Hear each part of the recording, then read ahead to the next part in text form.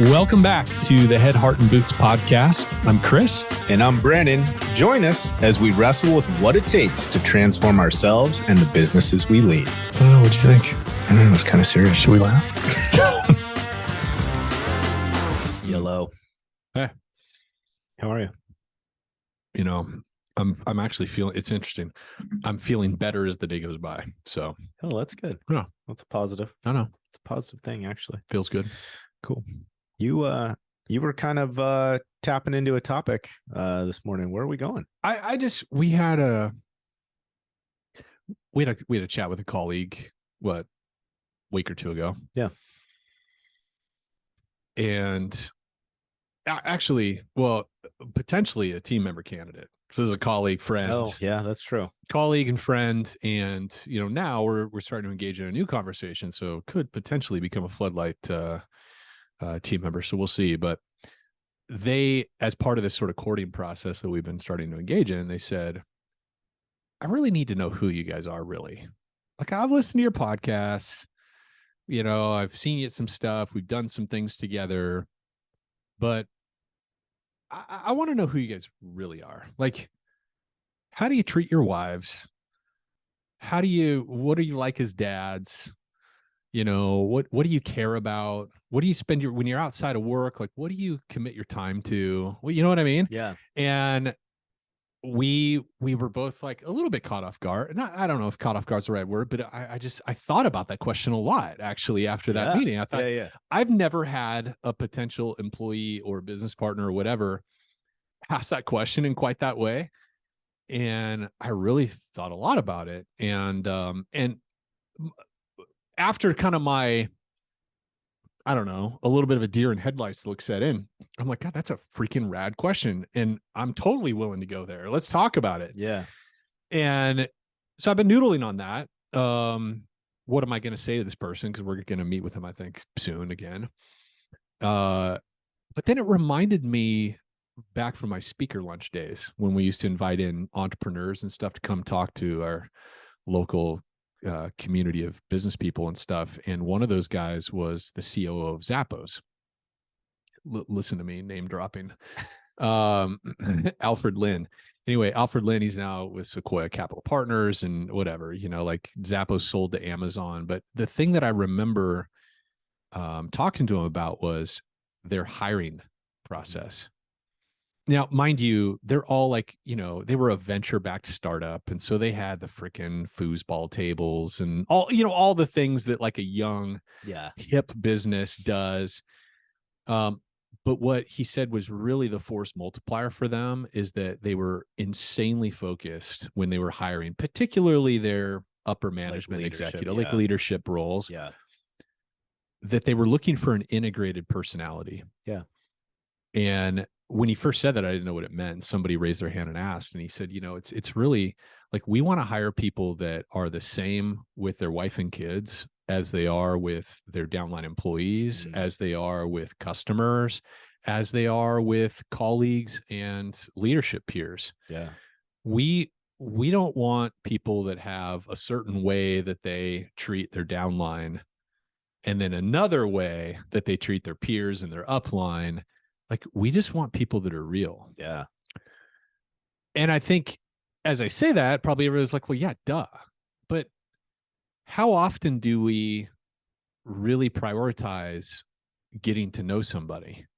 And one of the practices that they did to support that was when they were hiring a key leadership role is they would invite the spouse and them out to dinner.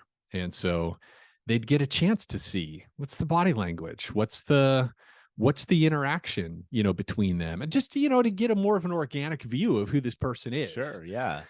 Get their partner's perspective, right? Somebody that lives and shares life with them. Yeah, totally. Sure. Totally. And anyway, so I find that really inspirational, and I've just been kind of noodling on that ever since, of like, okay, what does it look like to form these real relationships, not just with our employees, but with business partners, with clients and everything else? How do we prioritize that Yeah. because I think there's something special there. And I look back at all the coworkers and stuff that I'm still connected to. Yeah. You know, people that team members that you and I've worked with at the various businesses we've been a part of, and my old like State Farm connections and stuff that I have, and prior to that, and the small business that I used to have. And I think the relationships that are still intact and really meaningful to me, there's a level of personal connection.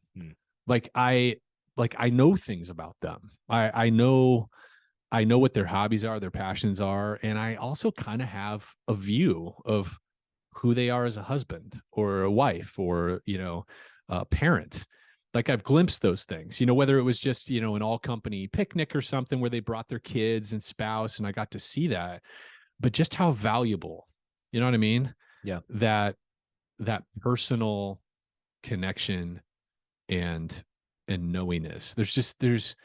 And so while it felt weird when this, you know, colleague of ours said, I need to know what you guys are really like. Yeah. At first I was like, well, what are you supposed to mean? This is who we are. Yeah. And it really is.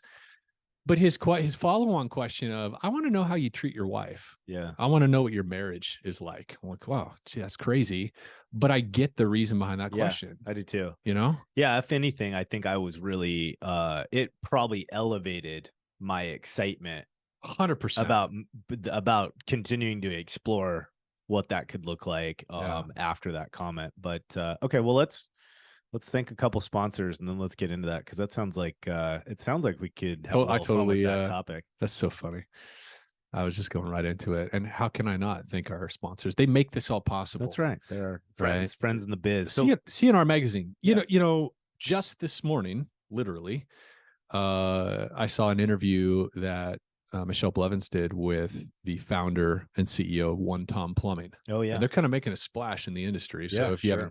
haven't heard about them, you know, there's this plumbing franchise that is like designed to be a bolt-on to a restoration company and do Yeah. those emergency calls, right? Put shark bites on the, you know, supply lines and yada yada. And it was interesting. I'm like, oh man, we need to see what these guys are up to and whatever. And I texted Michelle. I'm like, hey, any way you can do an introduction? She's like 4 seconds later, you bet.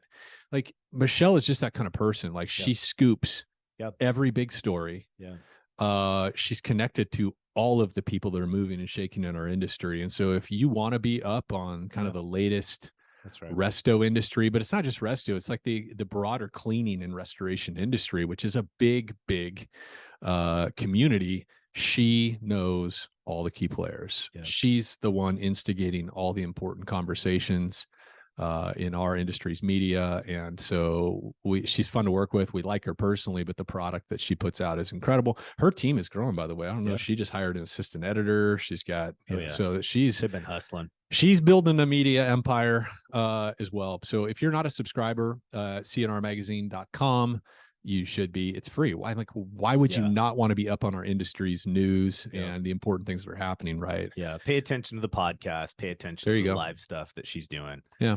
It's worth it. Yeah. Liftify.com, guys. You know, we've been talking about them a lot. In fact, it was kind of funny.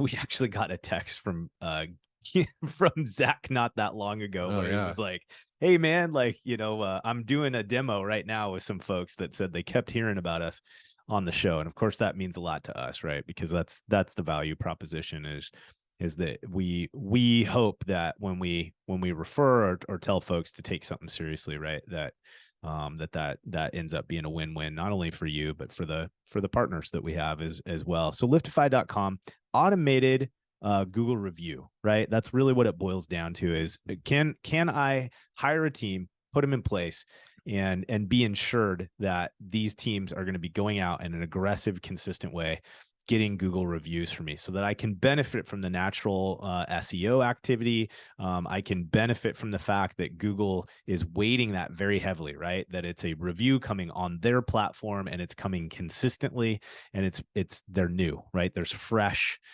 reviews coming on a consistent basis. That's what these guys are doing. They're getting participation rates, 20, 25%. That's ridiculous. All the other tools and resources that we've seen in that, besides our own team, right? The inconsistency that can happen when we're responsible for it ourselves. But these other bolt-on they're not seeing that kind of result. And a lot of that is their methodology, it's their commitment, and they're very driven by analytics.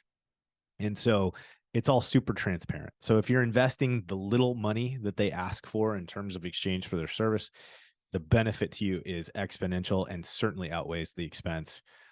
Just check it out. Like really at the end of the Google reviews for us is the life's blood of our business. People don't care what you say about your own company because everyone says stuff about their own company. The real value comes from when somebody who is experienced to the service that your team provides firsthand, and they come to the public and say, I vouch for these guys. They do a great job. Priceless, right? It's just worth its weight in gold. And if you're the kind of company that has high volume and you're just doing hundreds and hundreds of claims a year, think about it. Just be pounding on those 5-star reviews, 100 a year, 200 a year, 300 a year, depending on size and volume. It's worth it. The benefit from it just keeps going and going. So Liftify.com, what is it? // which one's it's / floodlight. And let's see what happens, guys. Check it out, see what they do for you, and give us feedback. Shoot us a message on LinkedIn, right? If you did Liftify and you're really excited and happy with the results, let us know. That's fun. Oh yeah. Again, we really are careful about the relationships 100%. that we promote. Yeah, 100%. And Liftify is one of those services where we have literally never had a complaint or a negative review, period. No. So check it out. Yeah, I mean, let's almost like staying in line with the topic, right, of this chat that you opened us up with. Like, who are you? Yeah. Right? We want congruency, I think is the right term I'm looking for. We want alignment. Yeah. And you're never going to see our team promoting or partnering with somebody that we believe is out of alignment with what's important to us, to us in terms of our perspective of our business, how we carry ourselves, how we carry our brand, the clients that we serve, the industry that we're engaged in. All of that stuff has to be in alignment for us to feel good about it, for us to be doing what we promise to do. And our partnerships with our sponsors is the same stuff. Like if they are somebody that we're talking about, it's because we believe they're in alignment with the value proposition that we want to bring people and provide the industry. So, all right, that's good. Enough about that. All right. Okay. So this topic that you started getting us in, my head went somewhere. Yeah. Right. So again, it's like I told you, like my knee-jerk response when this individual asked that was like, I got fired up. I'm like, boom. Okay. This is the kind of conversations that I want from somebody that we're looking to potentially bring onto our team. So again, we're saying that very loosely, guys. We have engaged in talks with folks, and of course we're exploring what those future opportunities can look like. Doesn't mean it's going to go anywhere. So anyways, I get pumped just like I do with my own staff, with partners, with when we're building teams or working with clients and we see their leadership teams developing. There's these kinds of questions that I'm looking for that get me excited about the competency and the capacity of the individual. There's something that it tells me, right? Yeah. And so my knee-jerk response to somebody that says, hey, what about you guys? Who are you? Who are you as, like you said, fathers, as spouses, as parents, as whatever the case may be?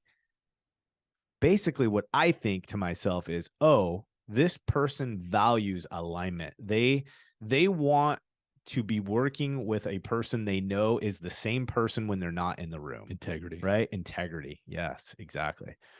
And so for me, I get really excited when somebody asks a question like that. And that's kind of where I have been. Like, I am psyched that they were interested in that. That gives me a ton of excitement about wanting to do something with them, and it actually strips away a lot of the well, let's be honest, we're building a fledgling brand in a lot of ways. Like we protect it. It's important to us. It's our baby. And we know that there's risks and liabilities with that brand being mistrusted in any way, right? And so where was I going with that? So it got me excited. I'm Yeah. like, okay, this is the kind of person that if they care about that, it means their kind of principles, their core drivers Yeah. must be pretty damn close to mine. They don't need to be the same. Sure. We don't need to share all world perspectives or anything like that. But there must be some foundational stuff that we're in agreement with. Yeah. And so I just got totally psyched. Okay, so all that rambling, dude. Who are you then? Like, how would are you going to answer that question for us today? Like, what's your plan? Oh, well, shit. Where are we going with this question? Well, yeah, I don't know. I mean, that's kind of a fun thread to go down, I guess. I don't even know where to start. I mean, I really love chocolate. Yeah, it's a part of my life, actually. No, It's a thing. you know, I I'm a lot of things, man. And I think that's true of all of us. Like, and in fact, so many things in my life at times I feel are sort of oxymorons because I'm like, I'm this in this certain area, and I also struggle with these other things over here, right? And so I think that's probably true of all of us. But I've shared a lot about my relationship with my kids and my family and the thoughts I have about that stuff. I'm a dad of 3 kids, and honestly, over the last couple of years, um, I think I'm 42. I've just become hyper conscious of the brevity of life, and where and so that's a big part of me right now. Like, it's just the season. I don't know. Some people call it a midlife crisis. Some people go out and buy sports cars. And, I bought a sauna and I sit in it for like half an hour every night. And I think sometimes I listen to music, but it's like my time to reflect and say, okay, like, who am I being and who do I want to be? Yeah. Um, who else am I? One of my favorite things to do is at night, my boy plays guitar, and I like to just go sit and lean up against the wall, sit on the floor in his bedroom, and I just listen to him play. That's part of who I am. My wife and I, we just remodeled our house. We're taking our 60-inch TV out of our front room, our living room. We're moving it to our sunroom because we don't want the TV to be the center of our world at home. It's good. I don't know if it's good yet. I might find it annoying. I may want to go back to watching Netflix in the living room. We may have crossed a boundary. A work in progress. I don't know. Who knows? But yeah. So like that really defines a lot of who I am right now. Is this stage of life? Like at 42, I'm asking a lot of questions of who am I right now, and what do I want to become? Like, what do I want to be about? What do I had a conversation with my son in the car. This actually isn't the story I was going to tell you, but again, I'm really trying to live out of this place of not holding things back. That doesn't mean I just go off on people, but when I have those positive or affirmative thoughts toward people, or it goes back to that idea of leadership and self-deception, self-betrayal. I have this thing I know I ought to do or say, and when I don't, I'm betraying myself. Oh, sure. Right? Like this good thing I know I ought to do or say to somebody or whatever. And I'm really trying to live in that. Yeah. Anyways, I'm driving back from the gym. I don't know if I think it was Monday. I've been really kind of cracking down on my son. He's 14. And if he hears this, it's fine. We talk about it all the time. He started playing varsity soccer this last year, and I've been really pushing him. I've been pushing him to train. I've been pushing him to lean into that sport. Hey, dude, if you're going to be a high school athlete, be your best, right? Yeah. Put in the work that others aren't so that you can Yeah. perform like others can't on the field, right? All that stuff. Just trying to be an encouraging dad, but also push him. Be like, dude, get your shit together. You're coming to the gym with me, and as we were driving back, there's been a fair bit of that nudging and pushing. And I just said, hey man, do you know why I've been kind of pushing on you harder lately? He's like, yeah, Dad, you just want me to be the best I can be. And I'm like, yeah, but there's something bigger that I've been weighing and I've been thinking about. I said,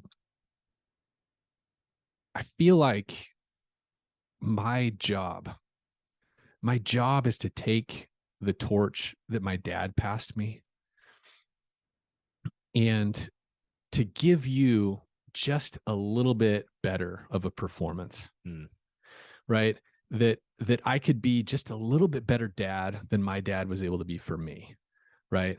I've seen the good, and I've also seen the stuff that my dad struggled with and whatever, and I have an opportunity to perfect that. And your job is to perfect what I give you. Like the world needs you to be better than me, right? And that's why I push you. Like I feel like that's part of this whole circle of life. Like my dad did the best that I think he could in the time with the information, the experience he had from his dad. And I'm trying to do the same with you. So, but your job, like you're becoming a man. You're gonna be 15 in like 6 weeks. Like, what does that mean? What does it mean to be? You're like, he's going through puberty and all this kind of stuff. And I'm like, that's what's driving me, man. Like our family needs you. Yeah. Right. Our family's in a better position because of how my dad took care of me, led me, encouraged me, and did what he did. And I need you to, like, you need to step up to that. Like that's what growing up and becoming a man is. Yeah. And anyway, it was a cool moment. Yeah. It was a cool moment because I think he got it. I think he heard it. And so that's a lot of me right now.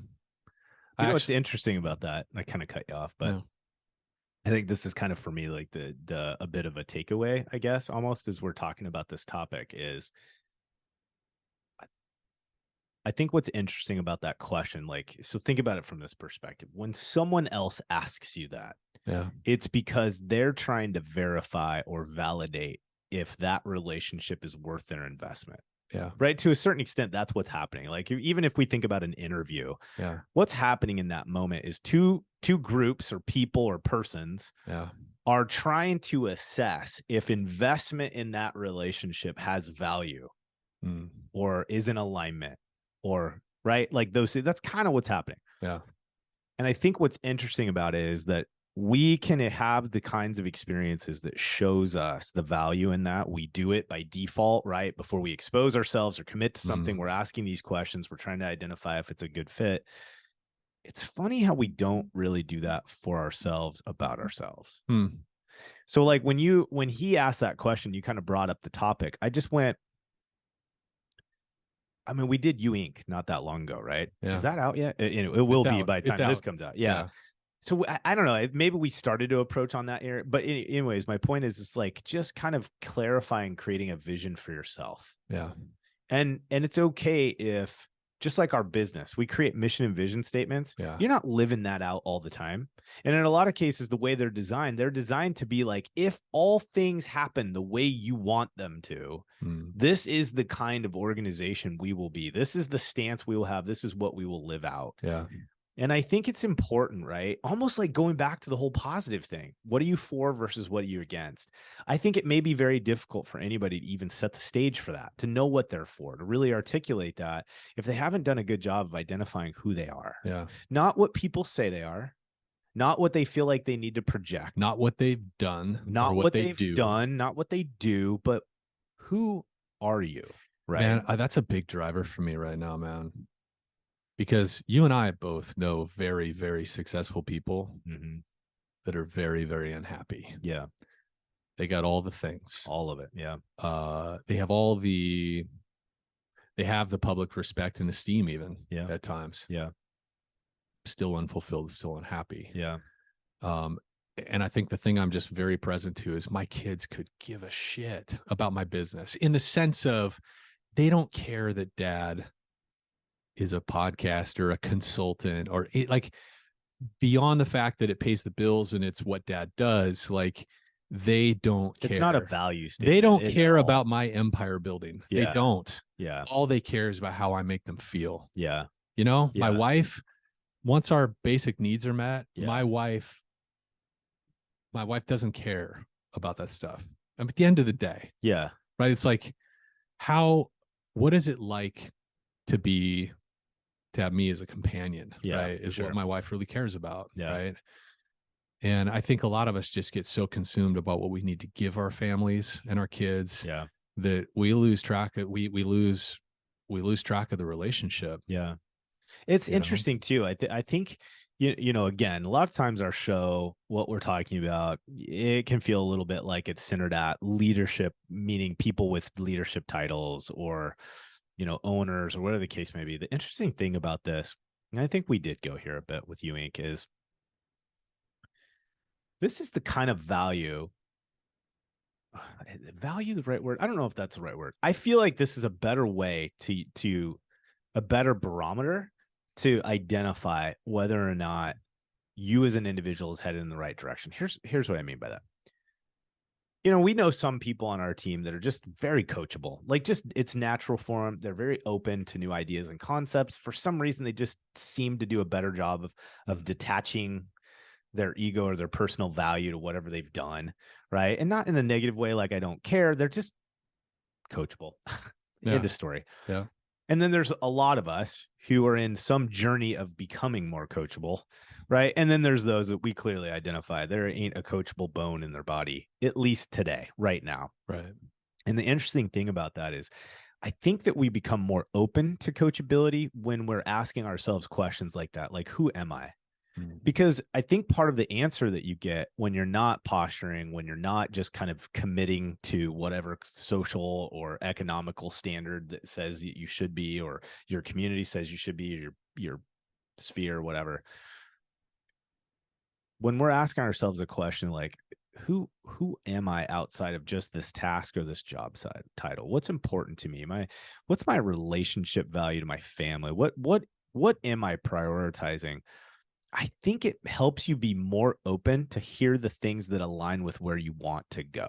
So if somebody's sharing an idea or a perspective or a concept with you, I think you're more open to it if you're assessing it against, where am I headed? What do I value? Who am I? What do I want to be? Versus, I don't know, I guess there's a million different opposites to that, but just kind of when you dig in, right? Because you're subconsciously responding versus this more conscious, intentional questioning response. I don't know. I don't know if that one got a little muddy. I just think I can get really consumed with building empires. Yeah.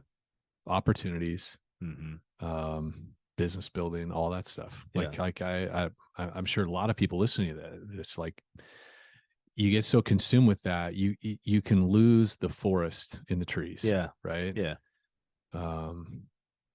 So, and I love, by the way, because we're coming up against a hard stop, I love how you definitely navigated that conversation so you didn't have to share who you are.